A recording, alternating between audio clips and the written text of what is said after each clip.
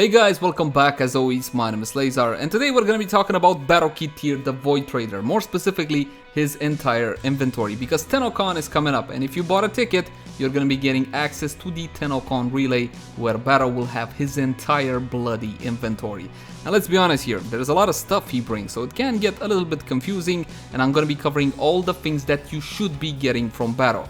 Cosmetics not included, guys. Again, cosmetics are subjective and entirely up to you. And with that said, I'm gonna have to excel this one. I know you don't like it, but there's really no choice. Here we go, and I laid out everything in the most simplest of ways. So you have your priority 1, 2, and 3. And again, cosmetics are not here, and items which are not worth picking up from Baro, again, are not on this list. This is just the important parts. And you have your mods, prime mods, weapons, and miscellaneous. Stuff like relics, for example, so let's quickly go over it. When it comes to mods, the only Prio 1 mods are going to be Voltaic, Strike, and Jolt, because only Baro brings these mods. You cannot farm them from the game like you can High Voltage and Shell Shock, for example, so you need to get these two from Baro. When it comes to the Prime mods, well, you're looking at a lot of Ducats. Charge Shell, Continuity, Cryo Rounds, Flow, Heated Charge, Pistol Gambit, Target Cracker, Point Blank Ravage, Fever Strike, Pressure Point, and Prime Reach. Guys, these are all must-have Prime mods, so prioritize these, and again, you cannot get Voltaic, Strike, and Jolt from the game, so you need basically all of them. Try to farm as many Ducats as you can.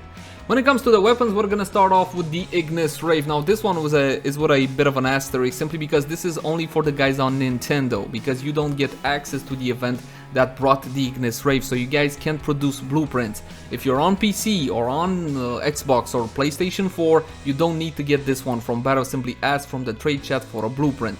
A nice Tenno will give it to you for free, and others charge plat, so there you go. We got the Maradetron, one of the best secondary weapons in the game, the Prisma Gorgon, my favorite assault rifle, and you also have the Prisma Twin Gremlins, Quanta Vandal, Supra Vandal, Prisma Grenlock, and Prisma Dual Cleavers. All of these weapons are powerhouses, and you must have them in your collection.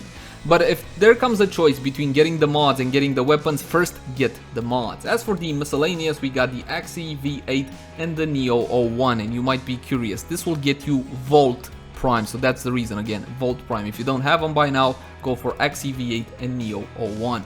When it comes to priority 2, you got your High Voltage and your Shell Shock. Now these are farmable from the game, the mission Nilgar Planetaris, but guys, I've been farming for an entire freaking year and I only saw Shell Shock drop once.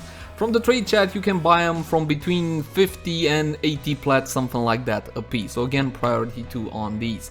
When it comes to the Prime mods, you got Prime Animal, Instinct, Fast Hands, Heavy Trauma, might deserve to be in the priority 1, but again, this is Impact, reason why it's in priority 2. You got Pack Leader, Slip Magazine, Prime Regen, a fantastic mod. This is the one that allows your Sentinel to come back to life, and in combination with Sacrifice from the Plague Star event, you're gonna be able to get yourself some nice reses. Prime Quick Draw as well does have its uses, but it's definitely not priority number 1.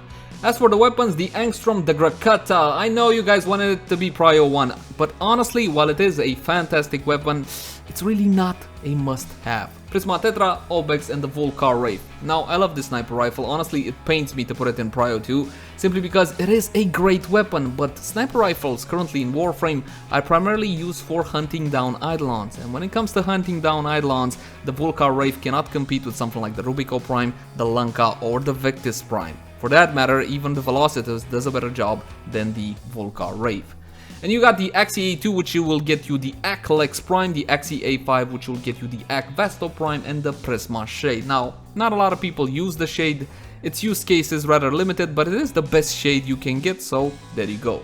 As for Prio 3, we have Temporal Yell, another mod that can be farmed from the game, but the actual farm is a bit of a pain, and you should definitely eventually get Temporal Yell as well.